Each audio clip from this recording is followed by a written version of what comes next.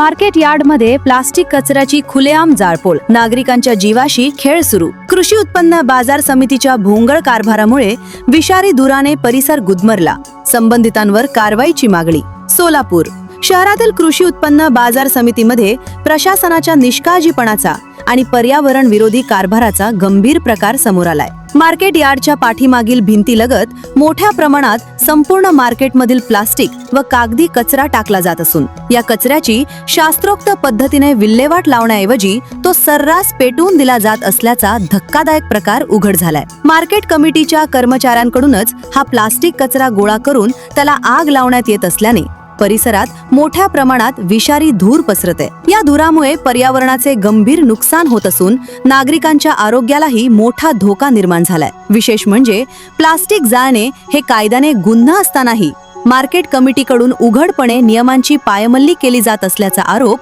नागरिकांकडून होत आहे। दररोज हजारो नागरिक, व्यापारी, हमाल आणि शेतकरी ये-जा करत असलेल्या मार्केट यार्ड परिसरात अशा प्रकारे विषारी धूर निर्माण करून लोकांच्या जीवाशी खेळ केला जात आहे। प्लास्टिक जाळल्याने हवेत घातक रसायने मिसळून श्वसनाचे आजार, डोळ्यांची जळजळ आणि इतर गंभीर आरोग्य समस्या निर्माण होऊ शकतात। मात्र याकडे मार्केट कमिटी प्रशासनाचे पूर्णपणे दुर्लक्ष होत असल्याचे चित्र आहे। पर्यावरण संरक्षणाचे नियम पायदळी तुडवत सुरू असलेल्या या प्रकारामुळे नागरिकांमध्ये संतापाची लाट पसरली आहे। सामान्य नागरिकांनी कचरा जाळला तर दंड आणि कारवाई केली जाते, मग मार्केट कमिटीला कायद्यापेक्षा वेगळे नियम आहेत का, असा संतप्त सवाल उपस्थित केला जात आहे। या गंभीर प्रकाराची तात्काळ चौकशी करून प्लास्टिक कचरा जाळणाऱ्या कर्मचाऱ्यांवर तसेच संबंधित अधिकाऱ्यांवर कठोर कारवाई करावी, अशी जोरदार मागणी नागरिक आणि पर्यावरण प्रेमींकडून होत आहे। तसेच मार्केट यार्ड परिसरातील कचरा व्यवस्थापनाची स्वतंत्र चौकशी करून